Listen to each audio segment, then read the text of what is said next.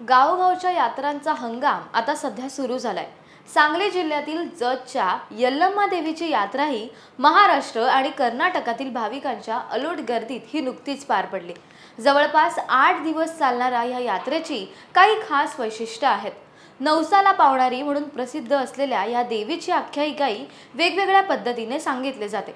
आज आपण याच यल्लम्मा देवीची आख्यायिका आणि यात्रेची वैशिष्ट्ये याविषयी जाणून घेणार आहोत। नमस्कार, मी गौरी पैकर मुंबई आउटलुक मध्ये तुमचं सर्वांचं स्वागत करते। जवळपास 300 वर्षांपूर्वी जतचे संस्थानिक डफळे सरकार यांनी बांधलेल्या यल्लम्मा देवीच्या मंदिराविषयीची आख्यायिका डफळे सरकारांशी निगडीत आहे असं सांगितलं जातं। डफळे सरकारांची कर्नाटकातील सौंदंती येथील यल्लम्मा देवीवर अपार श्रद्धा होती। या श्रद्धेपोटी ते दर महिन्याची अमावस्या आणि पौर्णिमेला सौंदंतीला जात असत आणि देवीचं दर्शन घेत असत। त्यांचा हा नित्यनेम अनेक वर्ष सुरू होता, पण कालांतराने त्यांना सौंदंतीला जाणं हे अशक्य होऊ लागलं। म्हणून राजांनी देवीला जतला येण्यासाठी साकडं घातलं। देवीची मनोभावे आराधना केली।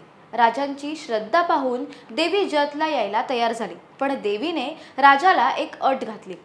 देवी म्हणाली, मी येईन, पण जतला पोहोचेपर्यंत मागे वळून पाहायचं नाही, नाहीतर मी लुप्त होईल। याप्रमाणे डफळे सरकार घोड्यावरून सौंदंतीवरून निघाले आणि देवी त्यांच्या मागोमाग देखील निघाली। कर्नाटकातील कोकटनूर पर्यंत आल्यानंतर राजांनी देवी खरोखरच आपल्या मागोमाग येते का हे पाहण्यासाठी मागे वळून पाहिलं आणि एक मोठा स्फोट होऊन झाला। देवी जमिनीत लुप्त झाली। राजांना आपली चूक विसरणं हे शक्य होईना। ज्या ठिकाणी देवी लुप्त झाली तिथे राजांनी देवीचं मंदिर बांधलं आणि देवीने जतला यावं यासाठी देवीची पुन्हा आराधना सुरू केली। राजांच्या आराधनेला यश आलं आणि देवीने डफळे सरकारांच्या स्वप्नात येऊन जतमधील गंधर्व नदीच्या काठावर आपलं मंदिर उभारा असं सांगितलं। त्यानुसार सध्याच्या यल्लम्मा देवीचं मंदिर हे साधारणपणे 300 वर्षांपूर्वी उभारण्यात आलंय। तेव्हापासून या मंदिरात मार्गशीर्ष महिन्याच्या वैद्य दशमी पासून इथे यल्लम्मा देवीची ही यात्रा भरते। दशमीला यात्रेचा पहिला दिवस असतो। या दिवशी देवीला गंध ओटी केली जाते। या दिवशी देवीला नवस बोललेले भाविक आपला नवस फेडण्यासाठी आपल्या राहत्या घरापासून लोटांगण घालत या देवीच्या दारात येतात। तिथे नदीत स्नान करून लिंब नेसून देवीचे दर्शन घेतात। यात्रेचा दुसरा दिवस एकादशीला देवीला पुरणपोळीचा गोडा नैवेद्य देखील दाखवला जातो। तिसरा दिवस हा यात्रेचा मुख्य दिवस मानला जातो। या दिवशी देवीची पालखी डफळे सरकारांच्या घरी भेटीला येते। तिथून गावातून मिरवणुकीने पुन्हा देवीच्या मंदिरात देखील जाते। मंदिर परिसरात मांडलेल्या किचातील अग्नीतून चालत हे पुजारी पालखी घेऊन जातात। यानंतर अमावस्येपर्यंत देवीचं मंदिर हे बंद ठेवलं जातं, पण यात्रा ही सुरूच असते।